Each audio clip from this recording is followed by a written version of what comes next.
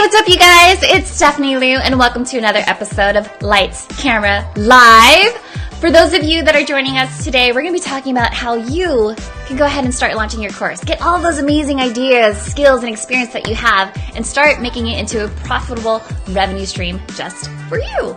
All right, cool. So if you're just tuning in, go ahead and leave a comment. Let me know where you're watching from. I'm here in San Diego. What? Let me know where you're watching from. And if you're watching the replay, go ahead and leave the comment, #replay. I've got some amazing folks here for you today. And they actually hooked me up with some gear. Can you see that? Plus, I'm also messing around with a new GH5. So if you're checking out the camera quality, let me know. I do have a backup camera if it gets a little crazy, but it's all good to go. So without any further ado, let me go ahead and give you a sneak peek at who I have hiding behind camera number 3. There you guys are. Hey everybody, what's up? What up? All right, cool. So for you guys who don't know, I have Aaron, Morin, Rob Balasabas here, and they are from the Thinkific crew. And what we're going to talk about today is why you should be creating your course now. I know a bunch of you are probably like me and you're just like, dude, I have this amazing idea and I want to make it like come to life, but I'm struggling. I will tell you for sure that when it came to me and even putting Lights, Camera, Live together, it took me a good year and a good shit talking from my homegirl to just be like, stop talking about it and start being about it. So if you guys are really interested in learning how to launch your course, then I've got these guys over here. I love that you just sipped a glass of water while I switched the camera to you. Oh, perfect. They're like, oh, she's got the camera on her. I'm just going to go ahead and start talking. Well, before we go ahead and get started, let me go ahead and give a shout out to the whole entire crew that's here. Oh, you guys are in Squamish, right? That's right, yeah.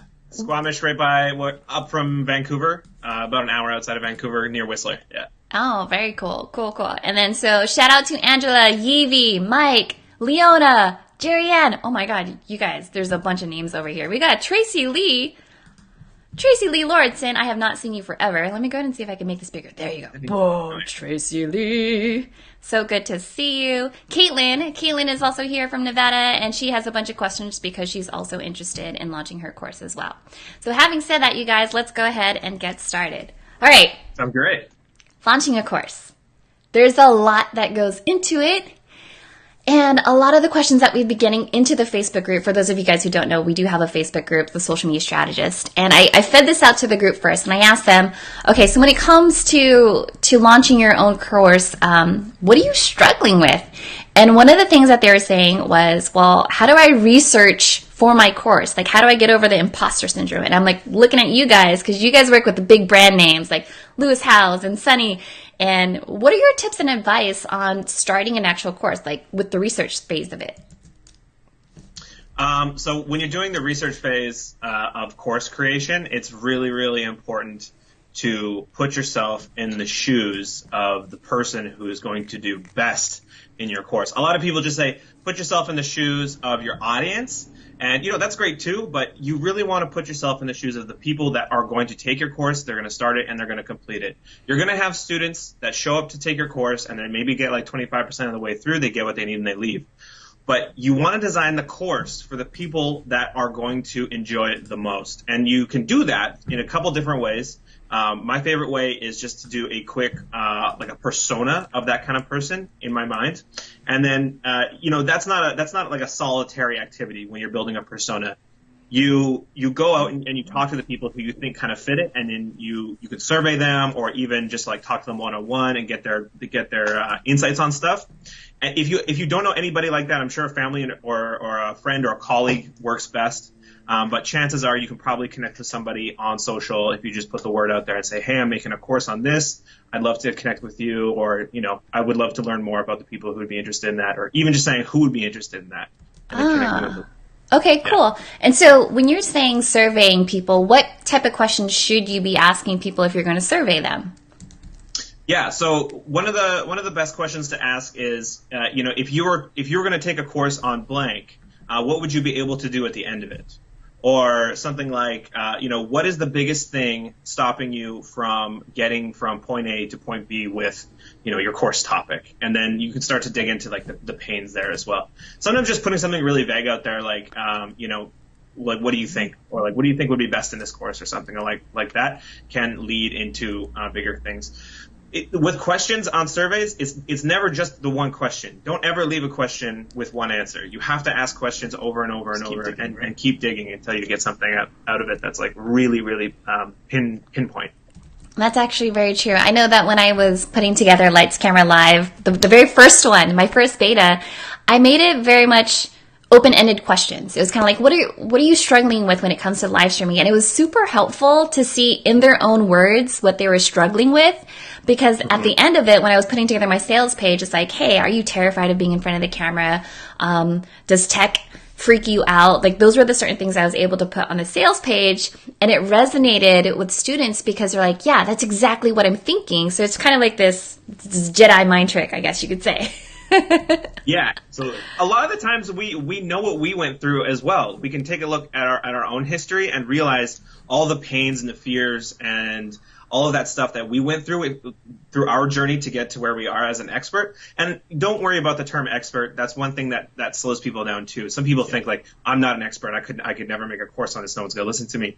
I have a definition of expert that is, if you have something to give to someone else that's going to make their life better, you're their expert. That's just what that means. Totally. So your journey to that point as the expert, you need to reflect on that as well when you're thinking about what your course should involve.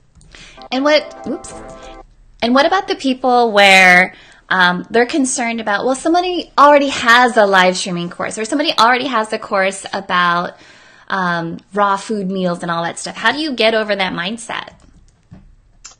So that person has a specific take on something. It's their flavor, it's their brand. They're going to be paying attention to a specific part of that if they're very good at creating a course. As always, your content has to be niche and basically pinpointed on your audience. Yeah. It's also evidence of, so if you think like, if you go outside and you can't find water anywhere, if you find a river flowing and you can jump into it, essentially, like, don't ever look at something that's already moving, something that's already happening as like you've missed the bus on it. Yeah. You can dive into that stream and you can become a part of that ecosystem more likely. Ooh, I like that. Yeah. Have you guys did you see that that meme when Michael Phelps was swimming and competing in the Olympics and the other dude was like looking at him and then eventually Michael Phelps just won? Oh yeah. You got caught watching. Yeah, you got caught watching. Rubbernecking. Don't do that. Don't do that. So if you guys are just tuning in, we do have other people that was in here. We have Tracy popped in, Caitlin from Nevada. Caitlin, you better pop in and say and add your questions in here because I know you're hanging out in the Facebook group. Here's something else that I learned about researching your audience. I saw this in someone else's article. It was probably in the Thinkific one, but someone made the recommendation that you should take a look at Amazon books and read the reviews of what people are saying. I wish it had this. I wish it had talked about that. Are there any other ways to research aside from surveys that you would recommend? I would probably, so you can get really technical with this kind of stuff and you can see what like guides or blog posts or articles are ranking really high for search terms and see if they're getting a lot of engagement. If you have access to tools like BuzzSumo or SEMrush, I think is one of them. But if you have access to those kinds of tools, you can see which kind of content is really hot. So you can see, for example, BuzzSumo, they allow you to search for a topic. And it'll show you how many times it was shared on Facebook, how many times it was shared on Twitter, and then the really, really hot stuff. Typically, there's usually no course about it, but you can probably involve that content in your course or something along those lines. So just search your own kind of topic area, and you will be able to find some results there. Even just packaging and curating that content is really, really important. If you find a bunch of stuff, it's all kind of disparate, different publishers. You can bring it back in for sure. But reviews, really, really important. Always check out those 3-star reviews because they're going to show you exactly what's best and what's worst about a product or a book or something like that. Yeah, very true. Cool. Well, I'm going to give Aaron a quick break because Rob is just chilling there, and he's like, yeah. So, Rob, I have BuzzSumo up. If there was, what would be a good course idea? Hey, one of you guys that are watching, can you leave a comment in terms of what idea you have that you've been thinking about? Because in that way, we'll just like test out BuzzSumo right now. So it'd be really kind of fun to do that. And Mike, I did just see your comment. So if you want to drop in your comment right now, by all means, go ahead and do that. I'm looking for some viewer participation right now. So there is going to be a little bit of a delay. That's all natural. Okay, so BuzzSumo. By the way, everybody. Yeah. A lot of questions. Like you guys had really good questions in that question that you posted a few days ago. So that was really good. Yeah.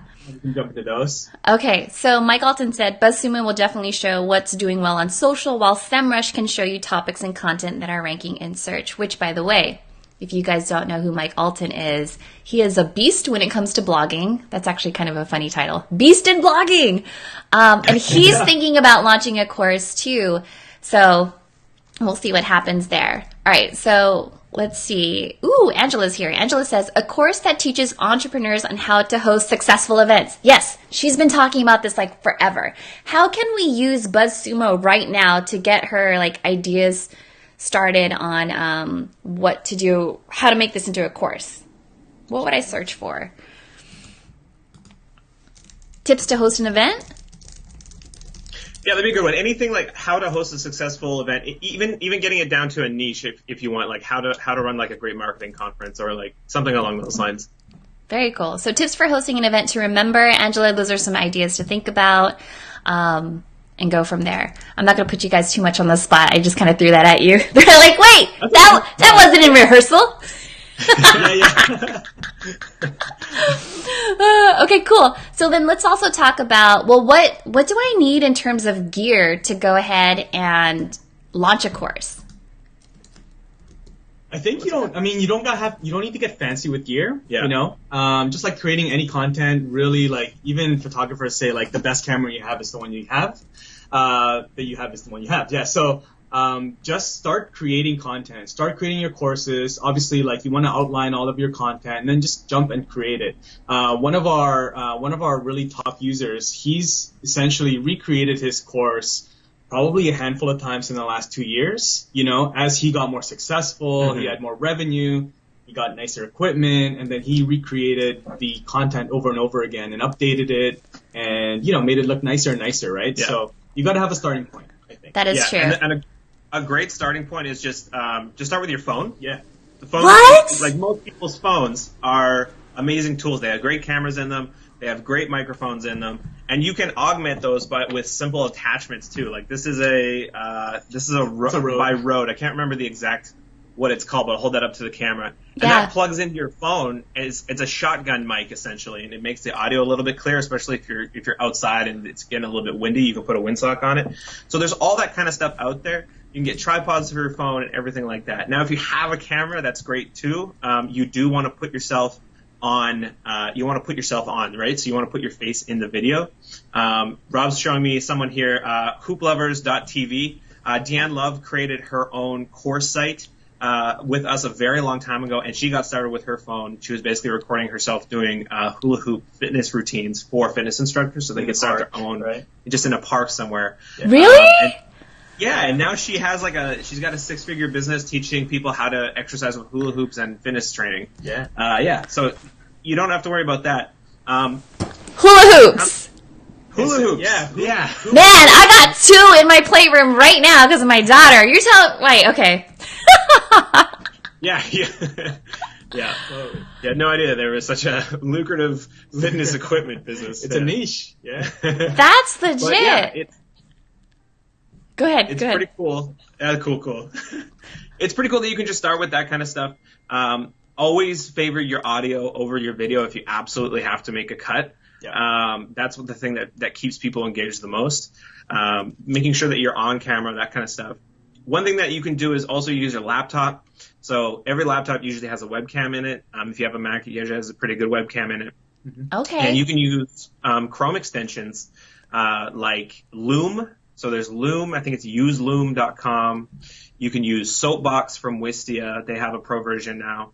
And there's another one. I think it's Viewit from Vidyard. Yep. And essentially, they're free. And essentially, they're just screen recorders. So you can start the recording, pop your slides up on the screen, have your face down in the corner, and basically, talk over your slides that way. And then you have a nice video that you can upload to a course. That's insane. I hope Angela is usually like the star viewer. She usually takes the notes. So Angela, everything that Aaron just said, please put in the comments. Yeah.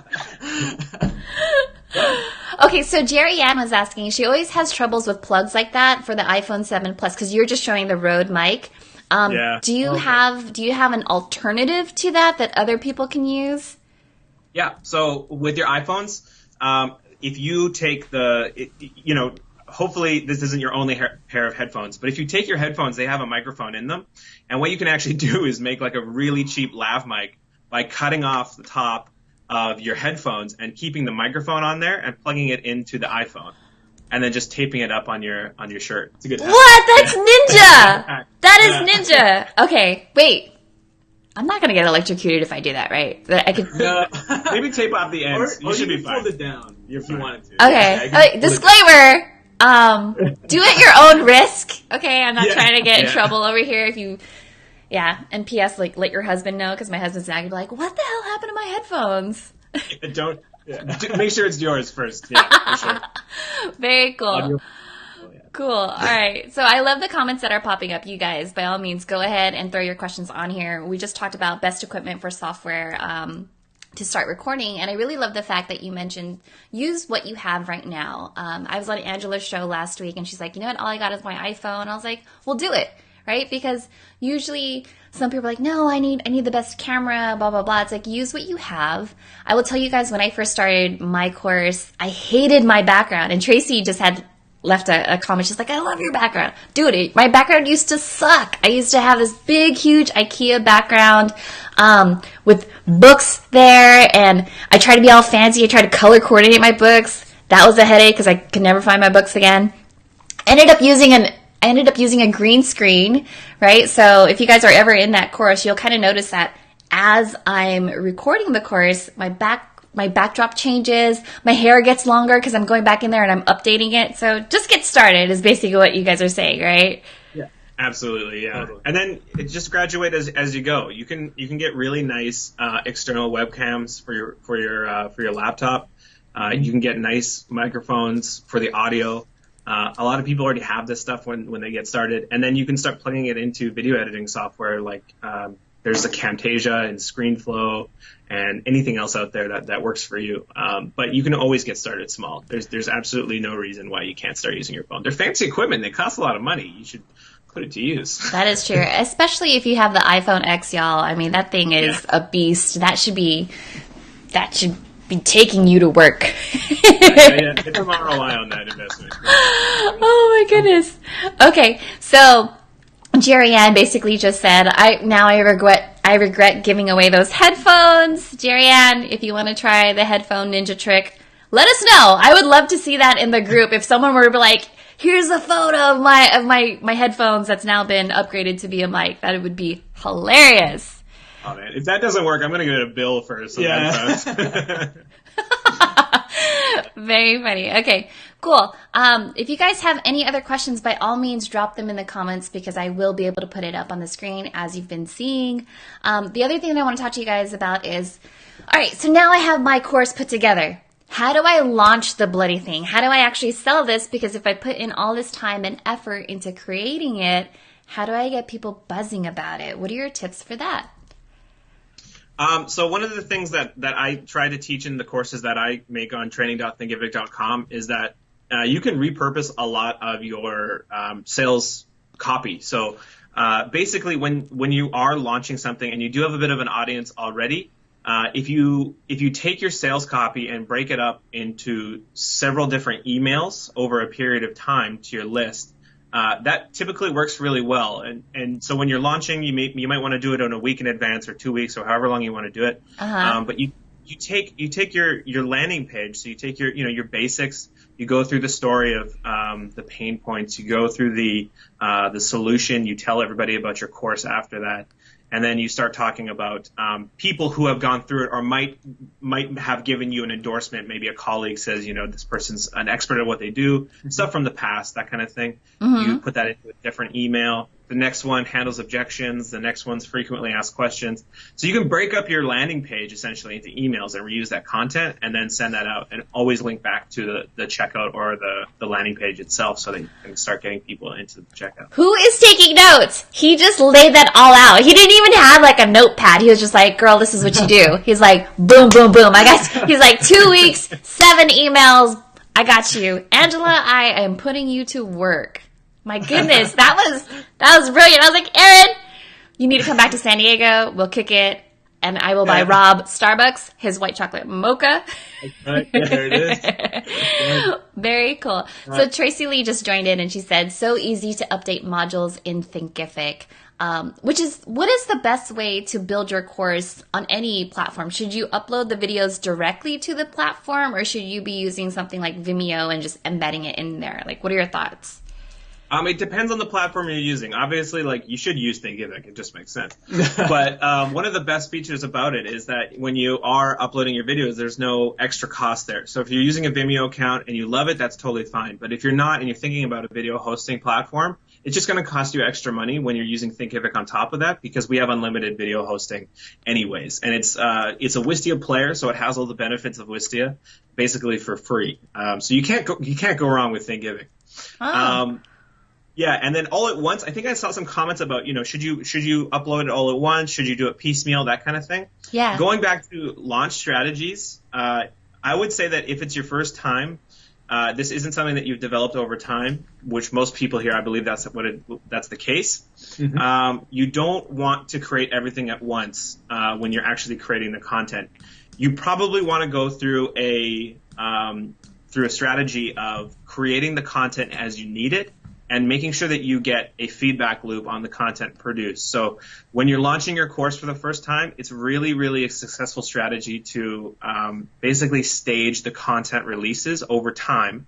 So if you create a couple videos, release them, send them to your audience, email them, notify them that the course is launched, there's content there, go watch it. And then after they've conceivably finished that content, or actually when you see that they have in their progress scores, just send them a quick email and be like, what did you think? You can even just utilize a survey in the course itself to get that feedback to you. And then when you start getting that feedback from your students, they're going to tell you things like, the light in the background was distracting or something like that. And you can go ahead and remove it for the next episode of whatever you're doing. Or if it's not really resonating with your audience, you might want to shift and focus on something else in the next chapter. That's a really, really scary way of creating a course. Like last minute. Yeah, I love how I just changed the screen. I had no words. I was just gonna scream into the mic.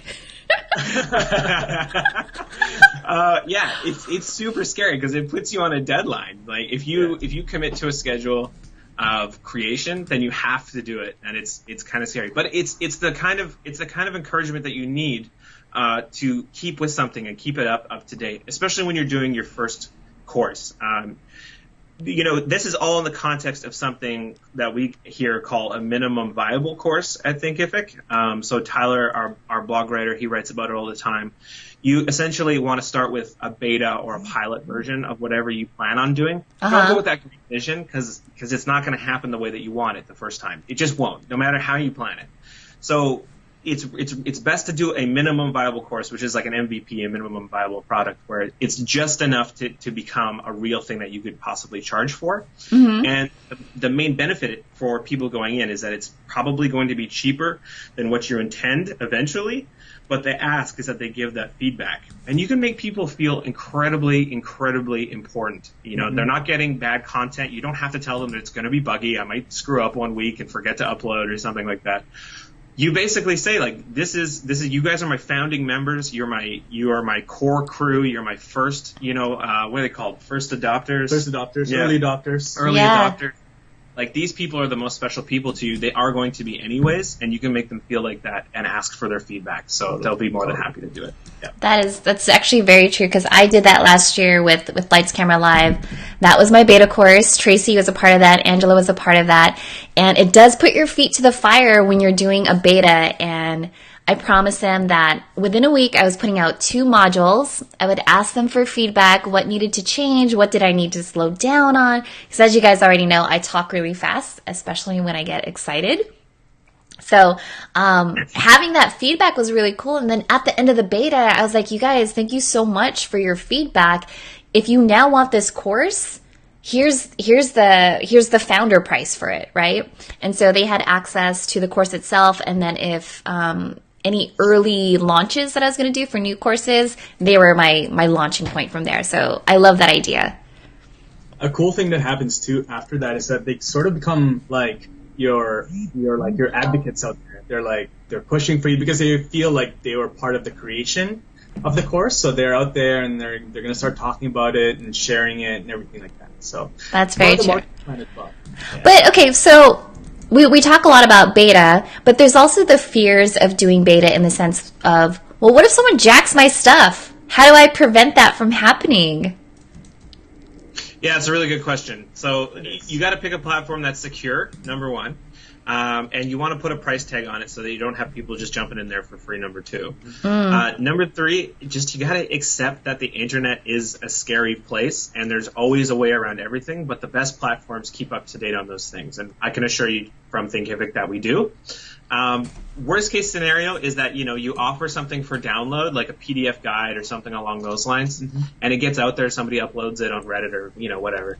And there's some downloads. That's totally fine because it's out of context of the course itself. You always have to introduce other aspects to your course other than things like, videos and text. You want to put in quizzes, you want to put in surveys, you want to put in live events, discussions, all that kind of stuff, because that's where a lot of your value is going to come from. Yeah. It might not actually come from the content itself in most cases. And then number 4, really quick tip, always brand everything that you do. Never put out something that's absolutely unbranded, because if you have a URL on your material, if you have a logo on your material and it gets out there, if somebody finds it and they're like, damn, I love this stuff, where can I find more? It's basically like viral marketing on itself, so it could help you in the end. I love that. So just to recap that, it's basically, yes, you are creating a course, but the added value that you're putting in behind that is the community that you're building. I know that for Lights Camera Live, a lot of people were more interested in the group coaching aspect of it. Just the fact that they could jump onto Zoom, show me their screen, and be like, look, OBS is like messing with me right now. How do I fix this? So that's like one cool thing that you can't get if someone were just to download a PDF. And which, by the way, I love that you mentioned branding the PDFs, because when I first did my beta, I didn't realize that. I actually had one of my beta students say, like, hey, Steph, make sure to put like your website at the bottom. And I was like, brilliant. Would not have thought about that. Right? Yeah, it's like, you are an expert beta participant. Beta police. Yeah. Well, cool. So if you guys have any other questions, by all means, go ahead and drop them in there. We talked a little bit about mindset and how to get you motivated to start doing your own course. Don't worry about what someone else is doing, because you're going to put your own flavor on it, or as I like to say, you're going to put your own swag on it. If you want to research ideas, we talked about BuzzSumo, we've talked about surveys, Ninja Trick. Go hang out on Amazon and take a look at book reviews and see what people were saying that, I wish that this book talked about X, Y, and Z, and then fold that into your course creation. Other things that we talked about was in terms of launching your course, do a beta, get some feedback, make sure that it's on point with what people actually need. Is there anything else that I'm missing, you guys, aside from the headphone snip? If there's one thing that you're going to take away from this, is go cut your headphones. Yeah, just don't hurt yourself. Is there a course for that? No. Very cool. All right. So having said that, let's talk about a couple of the courses that you guys have on Thinkific, because Rob sent over a few URLs and I was like, wait a second. How does it look that amazing? I'm so jealous. So let's see. Okay, let's go ahead and move over to the first one. So the first one is going to be Loose House. what is going on here? How did he make this? Why does this look like this? Let's see Lewis. So Lewis Houses he's a very old customer of ours. He was one of the first people that got started with us, and we worked with him pretty much hand in hand for a lot of the early parts of Thinkific. So he's using I think he's using an external website right now to basically handle his like lead generation, and then he follows up with people. Sends them the invites to the course and that kind of thing. And when they get in, it's all branded and it all looks like his own kind of, his brand essentially. He's got his logo in there, he's got his colors in there and all that good stuff. That's very cool. Yeah. Did you guys meet him at Social Media Marketing World when you were in town? No, we saw him. We didn't meet him though. We didn't see him. We saw him speak, but we didn't catch him. Did you? No, I didn't. And in fact, I think if I did see him, I'd probably like just be all red. I'd be like, oh my God, you're so cute. No. Busy guy. Yeah. Busy guy these days. So. Yeah. Okay. Well, let's also talk about Sunny. Like what's going on with hers, because she also uses Thinkific and, cause her design is actually a lot different than Lewis's. Okay. So boom, there you go. She's got a custom design. Yeah, so she's teaching YouTube for bosses. So she, grew her, I think she was doing some consulting for, video creation and YouTube. And then she put everything into a course and essentially leveraged technology. And then, just took her skills with YouTube to really like just launch her course and grow it. And then now I think it's a little bit of consulting, but really like she's just focused on the online course world. Really? And she does YouTube. Okay, cool. That's like one arena that I want to start playing around with. And so she'll put that up there. All right, very cool. You guys also met up with her at Social Media Marketing World too, right? Yeah, I think, she was busy there. She was the host, I think, right? She was one of the hosts at Social Media Marketing World. So yeah. Wow, that's good. Very cool. And then HootSuite is on Thinkific too. That's bananas. You guys have like everybody. Yeah. HootSuite's another one of our very early customers. And they're using it in a great way here where they have, Hootsuite.com and they do a lot of their sales on their external website. Mm-hmm. Now, granted, we're seeing a lot of external websites going over to course sites here. And that's typically the use case if you have something already. But if you don't have something set up that you love right now, we actually just released a feature, I think it was today, fully, where you can actually build a website page for page in a drag and drop way. Drag and drop, and you can like move the sections up and down. Yeah. It's a pretty revolutionary update to Thinkific. So if you haven't seen the inside of a Thinkific website yet, it's really important to go and check that out and let us know what you think. We think it's going to change the game, like hands down. It's the biggest thing we've ever done. What? So I would encourage you, and it's available to everyone now.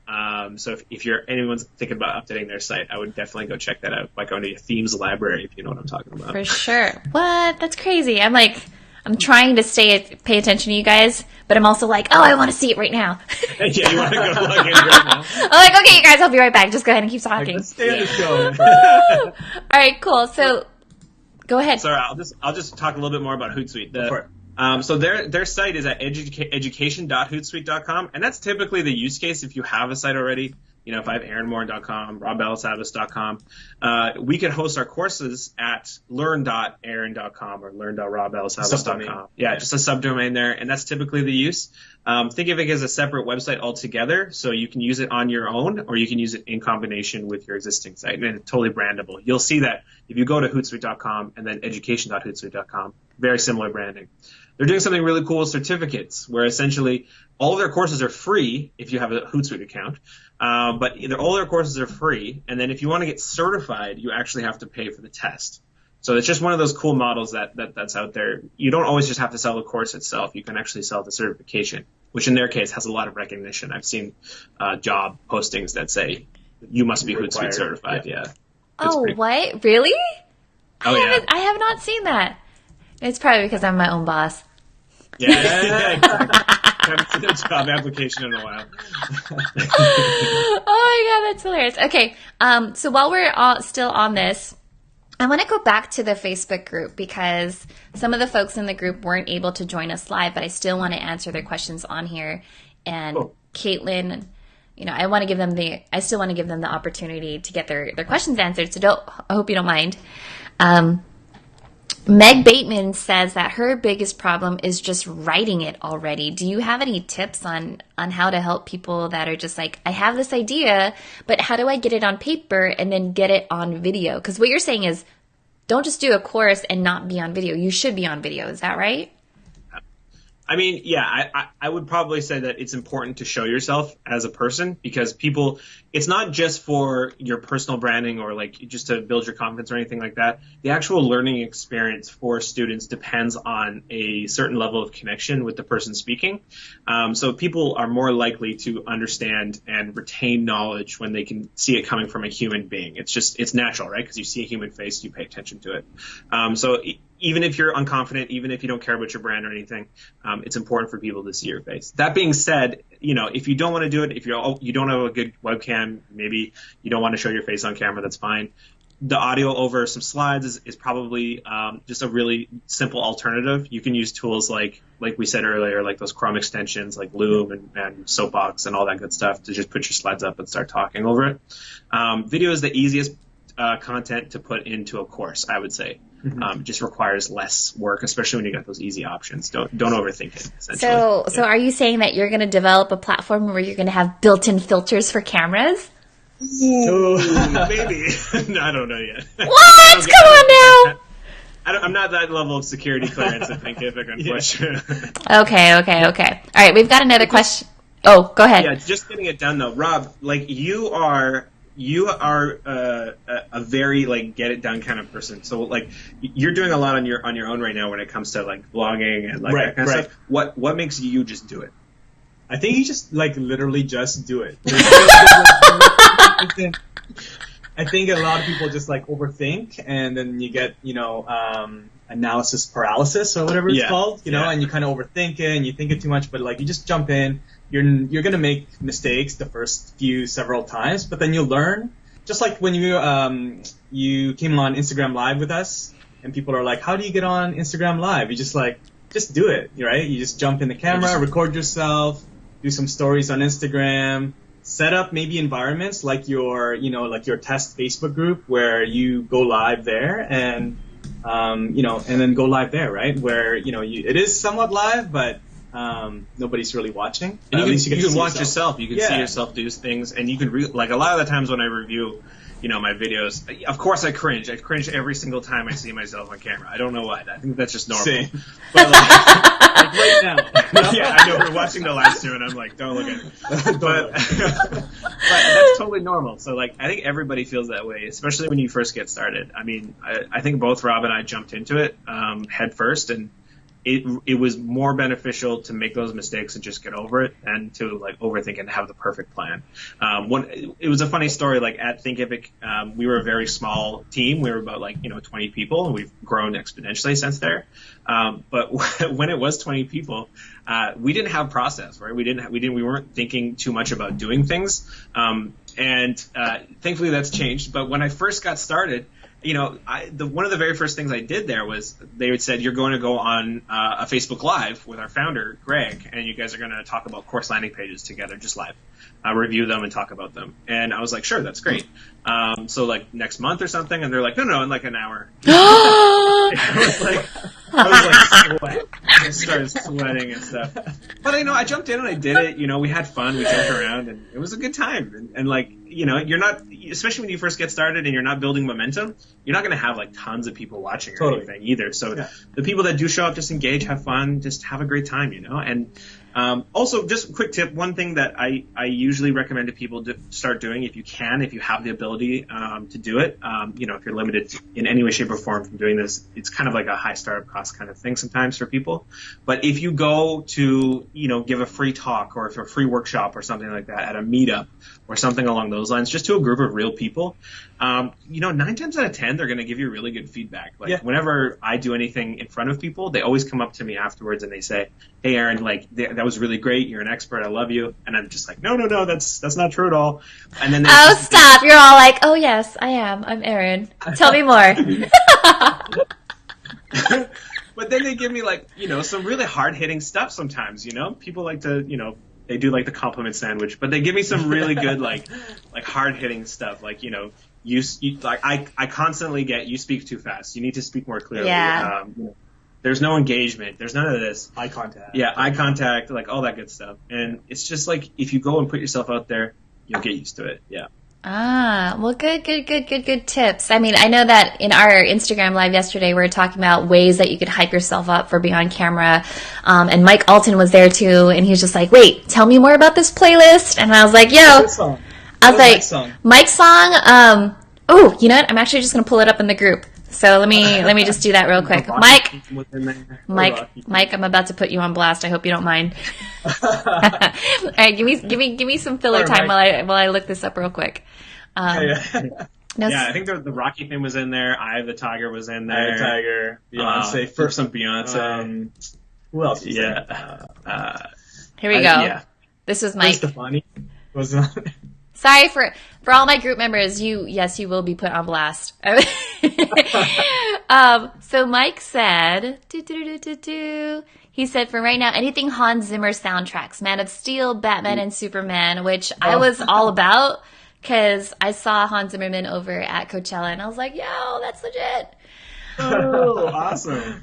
Yeah, and then Tanya is on here. She was saying anything 80s. I will tell you, for me, it's anything 90s. Anything salt and pepper, I am all about. Shoop.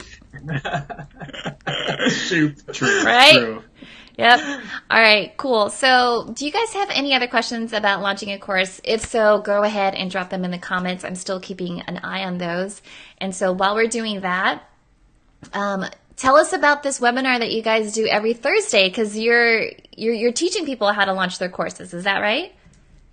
Yeah. Basically, every Thursday, 11 a.m. Pacific time, 2 Eastern, we go live webinar, and we take you basically behind the scenes and just start from like A to Z on Thinkific, online courses in general, just sort of like how they work, how they're structured. We go over some examples, and then we give you a nice little bonus at the end. Yeah. We love go-getters at Thinkific. Bonus? So if you're ever, what? If you're ever at all jumping into anything that we're doing, you can expect to find a little reward for you at the end, for sure. The webinar is great, live Q&A. So please go ahead and join us there. You can go to, I'll just say, you can go to get.thinkific.com. She's got a link there. Yeah. She's going to, you can just put the link in the comments, probably. Yeah. Perfect. Well, if you guys are watching, if you scroll up in the description, you'll see all of the resources that we mentioned there. So there is a link to the Facebook group. I would love to have you in there if you're not already in there. If you want to join the Thinkific webinar, I will be there next week because I don't think I've even told anyone this. For those of you that are asking what platform I'm using Ecamm Live. And for people who've been following me forever, I was always in love with OBS Studio, but if you're digging this new platform, this is the new beta that I'm going to be working on. So you've seen me like switching the screens. You've seen me throwing up the comments on here, branding it, all of that stuff. That's going to be the new beta. So if you want to know when that's going to drop, you better jump into the Facebook group because they're going to get the freebies first. So for sure. Let's see here. One of our viewers is asking, are you going to go online in the Thinkific studio? Yeah, do you not see me? This is like my hype up music. Eye of the Tiger. That's what I'm going to do. So for sure, you guys definitely, if you're interested in learning how to use Ecamm, I'm going to throw it down. It's not just going to be like, oh, this is how you connect your stuff. It's like, no, this is how you're going to use Ecamm in terms of setting up your scenes, grouping it, using a DSLR. This is not my webcam, you guys. This is a Panasonic GH5. I also have a T6i back there that I've been playing around with. So it's going to be next level. So if you want to be a part of that, link in the description, and we'll go from there. You want that, actually. Yeah, you want in? You want in? We're super interested in how to learn We'll that. be watching. Yeah. I should have like mine go like, poof, poof, poof. Of course. Okay, cool. So let's see. We have one question from Rianne that I want to throw up on the screen for you guys because it's a good one, and I almost missed it. So Rianne, thank you so much for joining. She says, how do you know if your course is too big? And if it is, how should I segment or divide it? Great question. Mm-hmm. Yeah, so this is kind of like it's a tough question because when you are creating a course, if you have created it and it feels too big, it probably is too big. What I would say is I'll walk you through how I tell people how to create a course, and it'll probably make sense in like a retroactive way. Okay. When you're thinking about creating a course, it should be on a specific part of a journey, so to speak, like a learning pathway. I don't see courses as comprehensive, like massive courses anymore, because you can take those courses and break them down into multiple products and then bundle them together in ways you probably didn't even realize. I often recommend people start with the granular aspect of it and then move on up, rather than I have this master class on video marketing, and then it involves everything. You can turn that into 18, 20 different courses and then bundle them all together to make a membership site. You just have more options if you're going small. So one of the things I usually tell people is have a succinct journey where somebody accomplishes a major transformation in their life. So for example, it might be something like how to create the best, most convincing landing page. I would say that's a good course on itself. And then what you do is you start from the back, you start from the end, and you say, this person has all the things they need to create that landing page. And then you move a step back and you say, what is the last thing that person would have to do in order to accomplish that? Yeah. And then you just keep moving back in a very high-level way. And then those little high-level milestones, we call them, those can be kind of like a chapter. And then you're basically going to do the exact same thing with your chapters, where you say, this person has the most amazing graphics now on their landing page. Yeah. And then you say, what's the step before that? What's the step before that? And then you kind of just keep doing that until you have a whole course. A course usually it depends on how you deliver it, because if it's a really long course, if it's a month-long course, you need to be breaking up that content by time or by product. So if it's like a weekly course, then you have 4 different chapters that go out every week, and you give enough time for people conceivably, because sometimes you're a full-time course creator, sometimes you're part-time. Yeah. But most of your students are going to be part-time learners, right? So just make sure to put yourself in their footsteps. That's very true. I love the fact that you said part-time learners. I just had someone reach out to me earlier this week, and they said, hey, I want to learn how you do your live streamings. And I said, well, my mastermind doesn't start until May, but if you wanted to do something this month, I'll take you on.